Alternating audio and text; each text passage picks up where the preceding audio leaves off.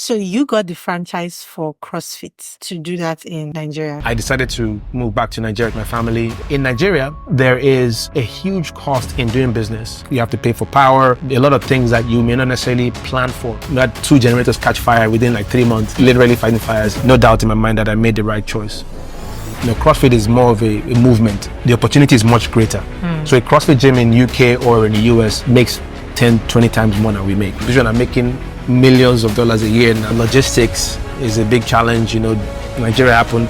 My landlord told me like a week, but we sold the whole place and you have to move by the end of the month. I'm like, what? I try not to think about that too much. Why did they trust you? Why did they believe that Nigeria was going to be profitable for them?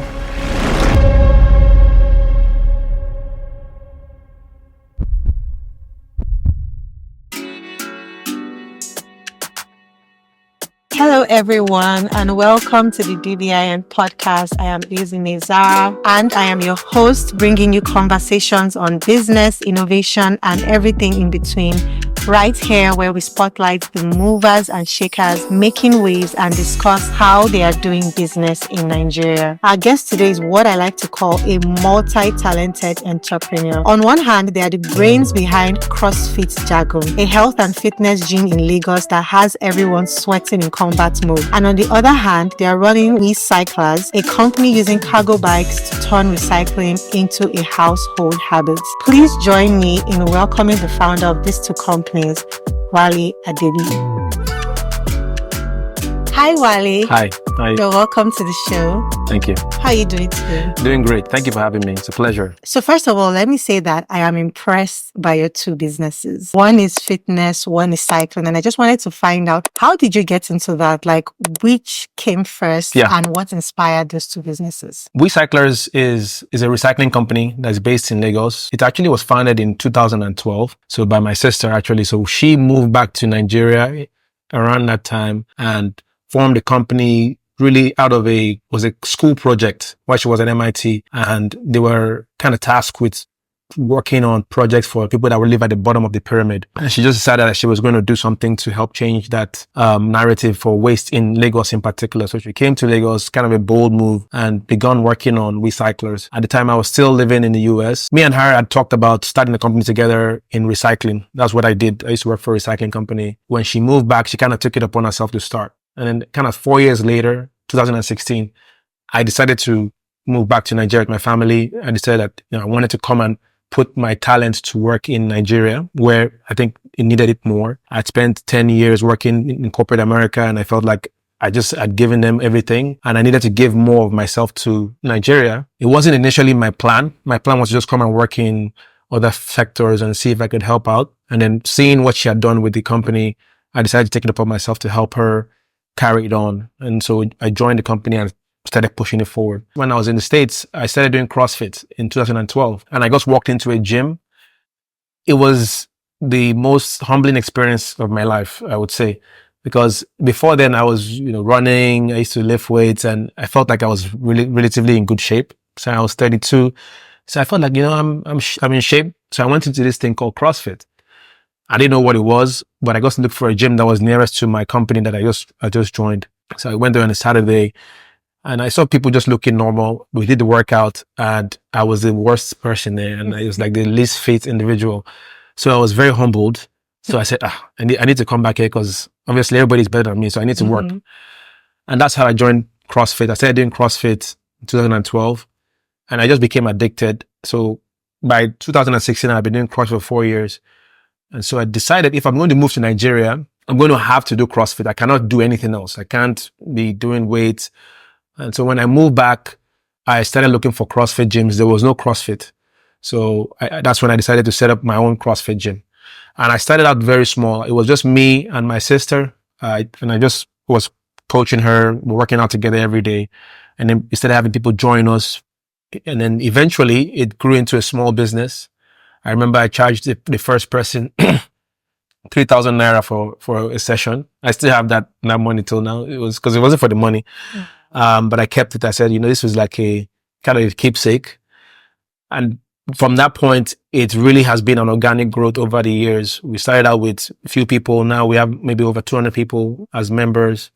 And we've been in business in Nigeria for about 7 years doing CrossFit. Wecyclers obviously also has been going on for many years. We've had many successes and we've been growing the business. We just raised some capital to start our own recycling plant in Ogun State. So it's something that the journey has been very fulfilling. So I'm very happy that I made that decision, because the things that I even intended on doing, I did much more than I ever envisioned. In terms of having my own gym, I didn't really have a big plan for that, but it just became this huge business. Same thing with the Wecyclers. When I joined Wecycler in 2016, it was very early in the business phase. And now we've been able to raise significant amount of capital, and we're a globally recognized brand. And so for me, that's one of the benefits of actually taking that step to come back to Nigeria and start a business. So yeah, that's the reason why I'm doing both of them. It's not necessarily a huge plan, but it actually worked out to complement each other. So you got the franchise for CrossFit. Yes. To do that in Nigeria. Yeah. That's amazing. So how did you go about that? Why did they trust you? Why did they believe that Nigeria was going to be profitable for them? So the way the franchise works for CrossFit is that everybody thinks CrossFit is like a cult, but it's not really a cult, but it seems like sometimes. They are not really focused on, at least at the time when I became a franchisee, they're not really focused on the money per se. CrossFit is more of a movement. And we are the only CrossFit affiliate in Nigeria till this day. And what I was able to do, I wrote it like this long essay, but really it was just to show that, I had a passion for CrossFit, and you're required to actually be a trainer. So it's not just, you can't just set up a business as a CrossFit owner. You have to actually be a trainer. So you have to go through a course of being a CrossFit level 1 trainer. Because they want to maintain that standard. Exactly. So as an owner, you can't just be a passive owner and say, let me open 10 CrossFits. They actually limit it to 1. Yeah. So the rule is that you can only have 1 CrossFit affiliate per person. Wow. So the only way I would actually be able to scale CrossFit would be to have a proxy. So maybe I would have somebody open it under my, under their name, and then I will still be owning the business, which is, it's possible. And they know it's not against the rules, but they also do that to discourage people from opening 10 outlets and then they dilute the business, entity. And the value for having this type of system is that it allows you to be more personable with your members, and you're not distracted by 5 different locations. You just really are focused on your own location. So if I did decide I wanted to open up a branch of CrossFit Jagun in VI, in Lekki or in Ikeja, maybe through one of my coaches or through my spouse. So you'll say, okay, you get level 1, or my sister, she can get level 1, and then we can do that. Earlier when we were talking, we spoke about how people want to be healthy and work out and stay fit. But when you were talking, you said something about how you don't really want a lot of people. That's why you haven't even bothered to do adverts and this and that. And I'm just intrigued by that, because everybody knows that business is usually about the numbers. Yeah. The more people you have, the more money you're, making. So is there a reason why you don't want to scale? I get that question all the time. Some people even get mad at me, but I'm fine with that. So we don't do a lot of advertising. Most of our advertising is through word of mouth. Yes. And it may come off as a little arrogant at some point, but what I've observed in business in Nigeria is that a lot of businesses try to spread themselves too thin, because it's a generally difficult place to do business. And the more services that you offer, then the more you have to put behind those services. And so for me, I have other things that I'm doing. I'm working with Wecyclers, and I don't want to provide a service that I can't sustain. Right. So one of the things that I've really tried to do is focus our efforts on members that have been there day in, day out, that I've seen benefits. So we try to spend all our energy, at least 90% of our energy, on those members. And one of the challenges doing business in Nigeria is that you need to be able to extract value from that business. And so the more you expose yourself, the less likely you're going to extract the value. Because what do you mean? So business is about making money, right? So if you want to make money in any business, you have to maximize your selling price and lower your costs. That's the best way to make money. Sell as high as possible. Widen the profit. Yes. And then, keep your costs as low as possible. And then you make money. So in Nigeria, there is a huge cost in doing business in general.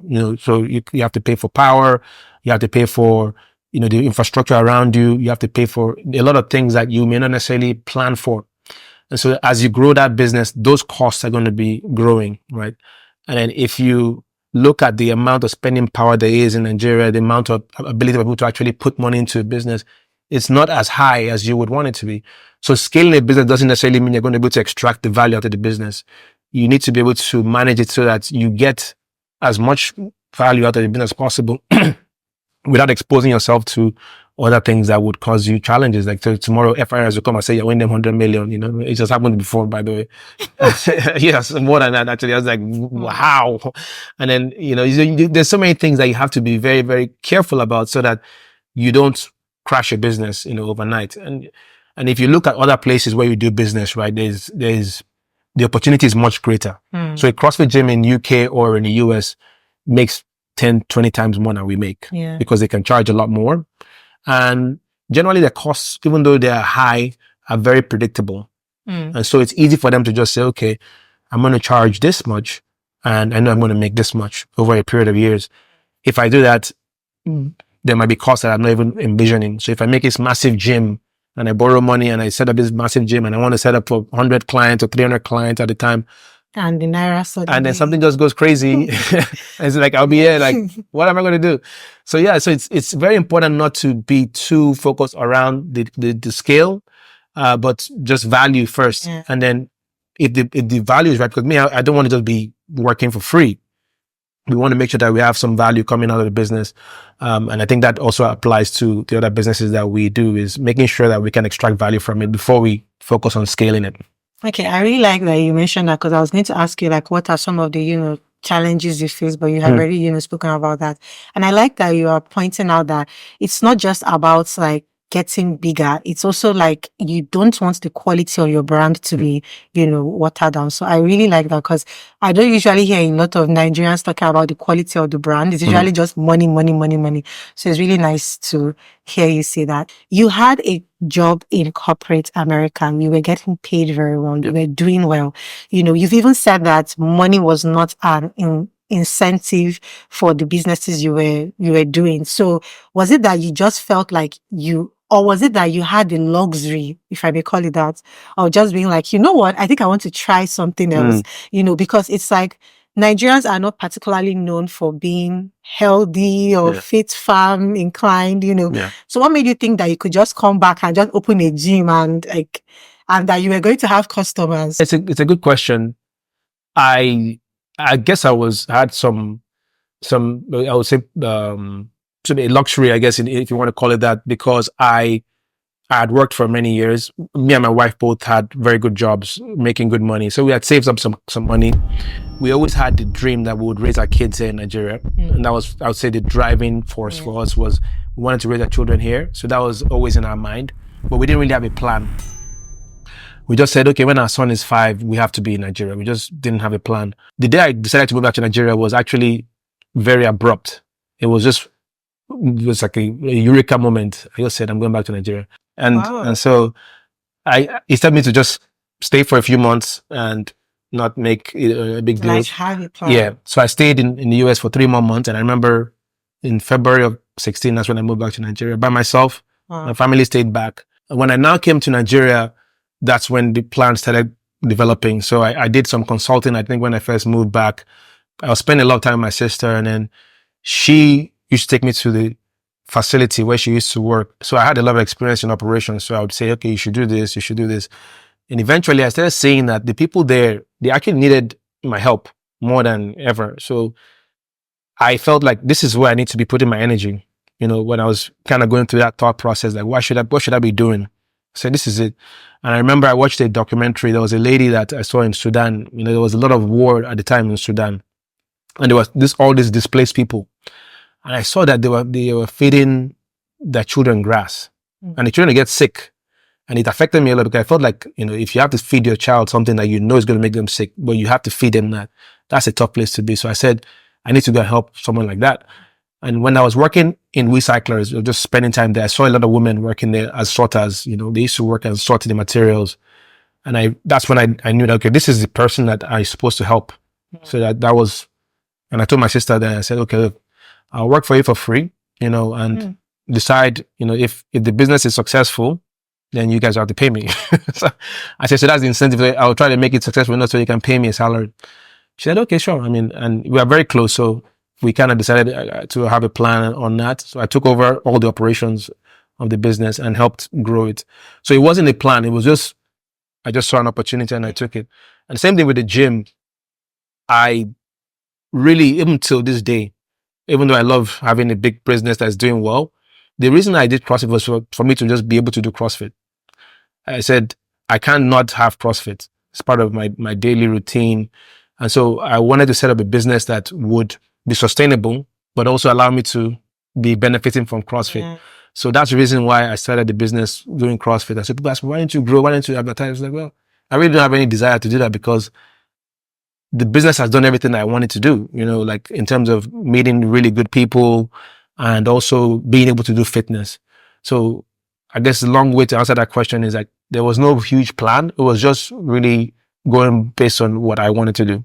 Yeah, I really like what you have shared because I know that there are a lot of young people who believe that they need to have like an all-round purpose or there has to be this, bulb light moments where they're just like, oh, this is what I was born to, do.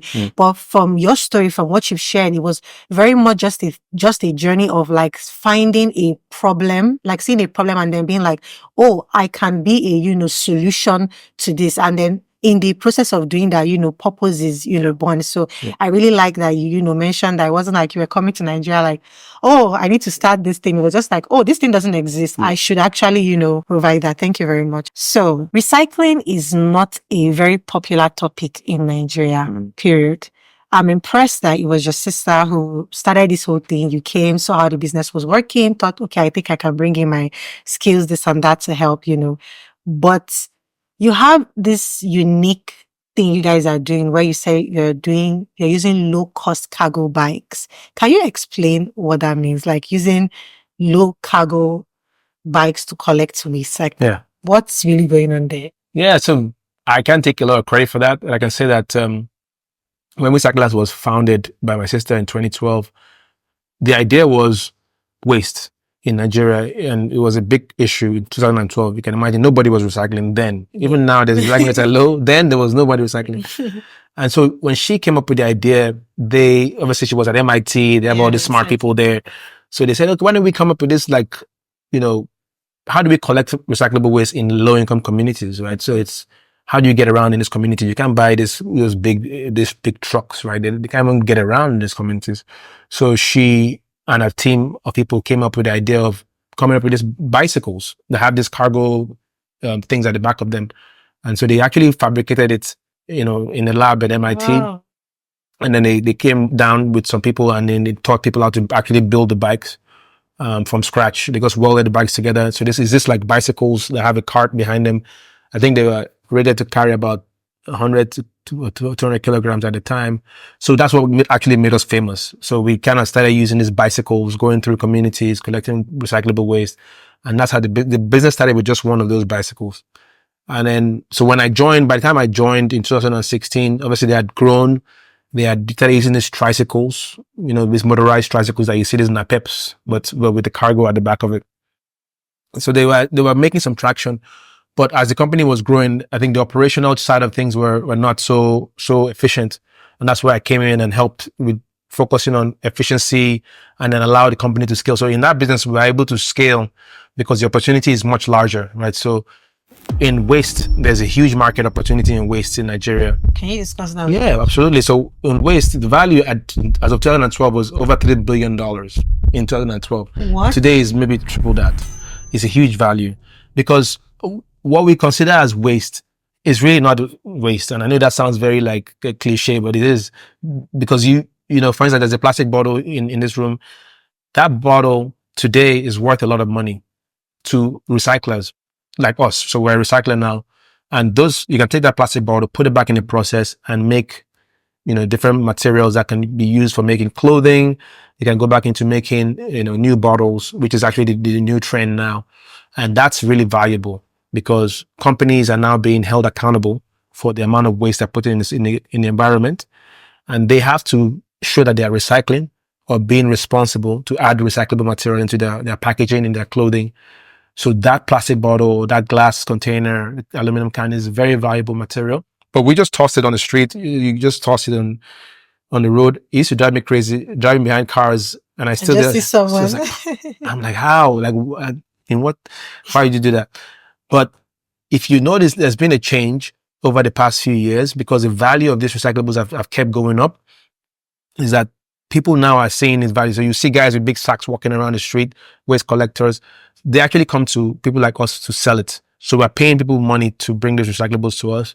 And you go to other countries like in Europe and the US, there's refunds that you can get for this type of packaging. So it's similar to that, but it's not as high tech. But we actually have incorporated technology into that. We're paying people using debit cards. We've been able to create jobs for women mainly because the other downside to being in Nigeria is that women don't really have a lot of opportunities like for work. And what we've seen is that most of the time in low income communities, there's a lot of widows that people don't even realize that they're widows. Obviously, life expectancy is very low here.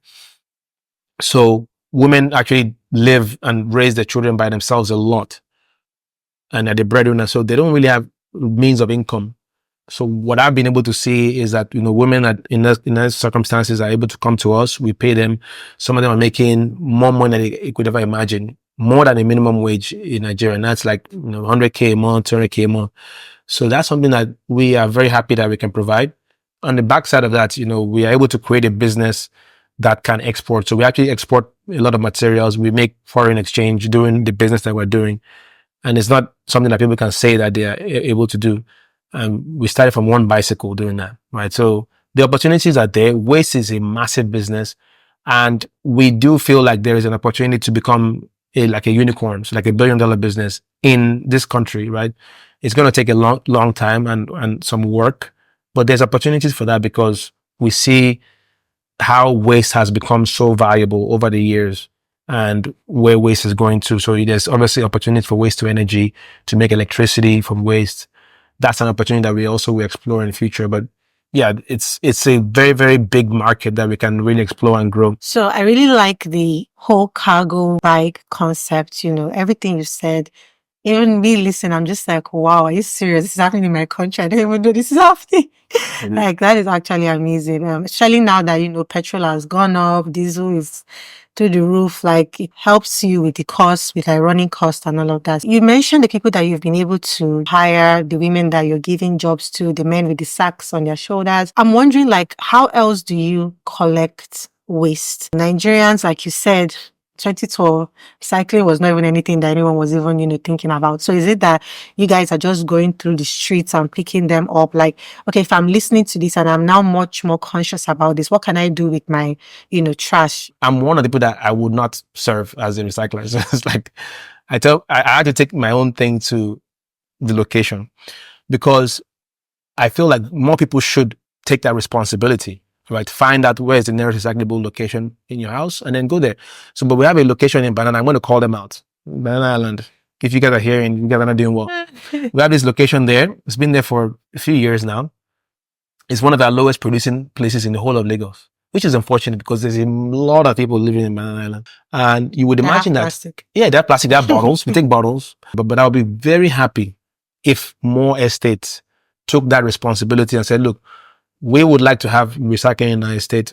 Reach out to us. We'll bring a recycling center to your estate and then try to overwhelm us, which is not even possible. Nobody can overwhelm us with materials. I can tell you that if you bring 1,000 tons of plastics today, I'll be your best friend. Wow. 1,000 tons. And this is a lot. I had like 5 huge bags of like plastic bottles. I wish I knew this like last month. I would have brought all my bottles. So I'll give you, if you want to go to our website, it's wecyclers.com. They have like all our drop-off locations are there. Okay. You can just click on the nearest one, which just depend on where you stay in Lagos. But there are, in different parts. We have in Okorodu, we have in Ijora, we have in Obalende here, in Banana, as I mentioned. So there are many options. Expect me. Please. I'll be coming. Do you see these businesses expanding in Nigeria? Because usually when we talk about doing business in, Nigeria, people just think Lagos. Mm-hmm. Like, that's just the hub. Yeah. But what about other parts of the country? And what do you think would impact you expanding to other parts of the country?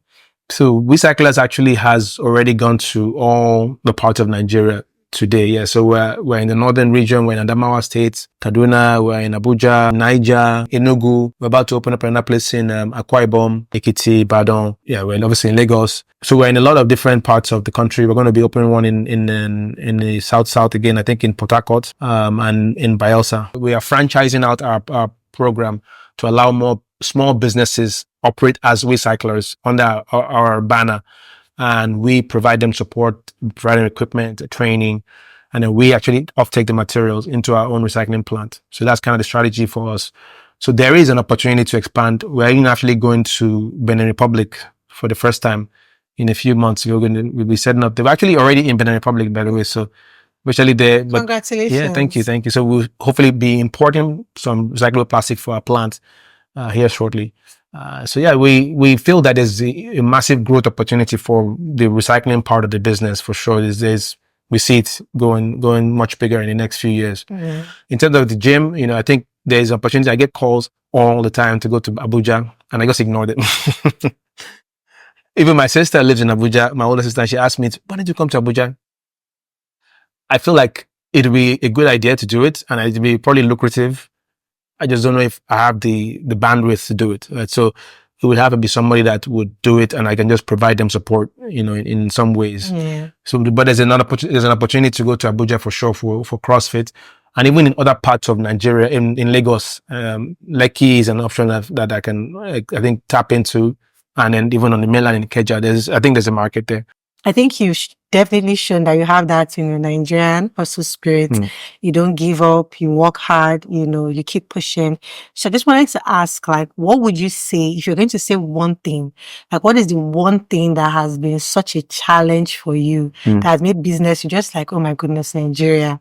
What is that one thing? It's definitely not one thing. I can name 100. It's a lot. I mean, I feel like there's no one thing in Nigeria that I would say is a difficulty. There are so many things. And I give you an example of something that you might say is the cost of living, for instance. Now in the past 2 years has doubled, literally doubled. But then wages haven't gone up. Right? So now there's a huge cost of energy and all those things you have to manage and try to make money in the process. And we have investors from all over the world that are invested in Nigeria. So they're like, oh, why is this not, why are you not kicking, we're not doing well? It's like, look at all the things we have to face. So I think it's more about the environment that you're doing a business in. It's very hostile. It's quite hostile. So you have to be very resilient to be able to manage through it. But so I can name 10 different things, and I'll just be here listing. We had to deal with this last week. Logistics is a big challenge. We move trucks all over Nigeria. So dealing with logistics is an adventure. Now, if you're earning in Forex, it helps hedge you a bit. So it's very important to have those things that can hedge your risk. But there's so many challenges that you really, and nobody's going to hold you and pat your back. Oh, you're doing a good job because you're in Nigeria. It's like, it's only the strong will survive. So really only the strong will survive. So you really have to have a strong, thick skin. Don't be sorry for yourself. That's one of the things I would say, because you can always kind of cry about all the things that are going wrong. There's so many things. I mean, I'll give you a good example. So in the gym, I had no business worried about electricity. I shouldn't. But in my business, we spent millions on power, millions. And it just wasn't working. So the power would go out. And I remember we had 2 generators catch fire within 3 months. And literally I was one that went and killed the fire myself. Wow. With fire extinguisher. And that's not really what you'd expect for someone that's having a gym as a business. I'm fighting fires, literally fighting fires. And then then the fire trucks will come after finish fighting the fire. So it's and say we don't have water. Yeah, and I'm happy that we can actually laugh about it because it could have been much worse. I feel like that is what it means to be Nigerian, though, right? We laugh about it. Extreme things. If we don't laugh about it, we'll start crying. So, I'm not one to cry, but definitely, if people look at me like, Wale, I'm sorry, but I mean, this is the path that we chose, right? So, I don't want anybody to feel sorry for me, but it's just unique that you deal with so many different things that you shouldn't be, right? You should be focused on providing service for your customers and managing that business aspect as opposed to dealing with power or something else that is external to the business. And you still managed to have like success. Yeah. Do you have any success stories that you want to share? But I guess how I want to put it is, what was something that happened in your business that made you say, I made a good decision to come back here? Yeah. Oh, definitely. Even before I go into that, I know 100%.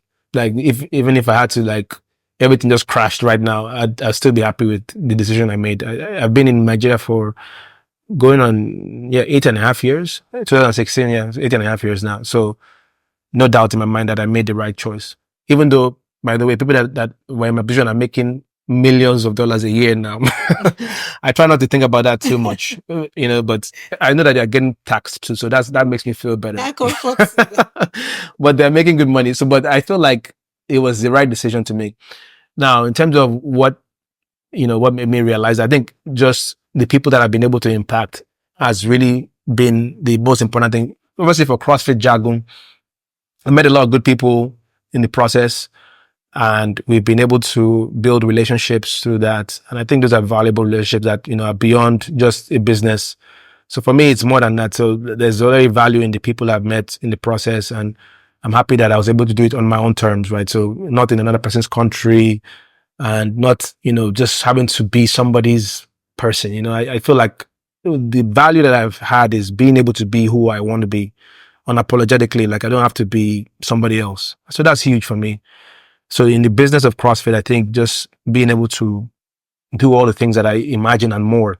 I said I want to do this, and I did it. And even recently, we had a problem where Nigeria happened. They sold the building that we were in for 5 years, and like my landlord told me like a week, say, hey, we've just sold the business, we sold the whole place. You have to move, and you have to move by the end of the month. I'm like, what? So obviously I had at least till next April, and he told me like a month and a half ago. So I'm like, okay. So that was it. That was one of those times where I had to now think, okay, what am I going to do? Started scrambling, running around, and then we found a new place, and we moved in 10 days. We moved the whole gym in 10 days, and it's it just happened. Just based on will, and we pushed, and obviously everybody supported. So that was something that we did, and we still have the business is still going. The business didn't cave. That Nigeria has helped with your character development. I don't know. I can be helping you get stronger. A very grit. It has given me so much grit. And for Wecyclers, man, we did something that nobody would have ever imagined that we would do. When we started the business, I said we started out with one bicycle. We had no business being in business today, believe it or not. And we were able to raise capital from a DFI, which is one of the most difficult DFIs to raise capital from, the Norwegian Development Fund, which is North Fund. It was a very tough process. And I don't have a huge team of people. It was just me and maybe one or two people that just managed all the deal structure. And for a small company like Wecyclers to raise that, even funds are trying to raise from them and they can't raise. So that was a huge thing. And we were able to close on that deal. They were impressed with us. They're still impressed with us as a business. It was a huge feat. And then what I think is even more important for me is the people that are working for Wecyclers have been working with us from 2016, 2017. Wow. A lot of people that I hired or brought in or met there, young people from university, which is who I like to hire.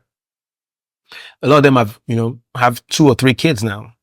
So like they've built their families around Wecyclers, and they're providing for their families through Wecyclers. For me, that's huge. And I don't take that lightly. I feel like that's a big responsibility. But it's also a benefit that makes me feel that was the right choice to make, because those people have an opportunity to provide their families and have a future because they can work for Wecyclers. So we've created so many opportunities for people over the years, so that there's no amount of millions of dollars, at least I try to convince myself that would make it worthwhile. But honestly, I believe that I don't have any desire to be where I was. So I'm happier here. Thank you once again, Wale. Thank you so much, guys, for joining us on today's episode. Don't forget to check out CrossFit Jagun if you want to get your work on. And don't forget to check out Wecyclers so that you can do your part in contributing to sustainability and in preserving the life of our planet. Don't forget to like this video and leave a comment down below to let us know what you enjoyed about this particular interview. And don't forget to subscribe to this channel so you can see more videos like this. Thank you once again for joining us. My name is Izzy Zara, and I'm reminding you to dream big, innovate boldly, and do not forget to do business in Nigeria.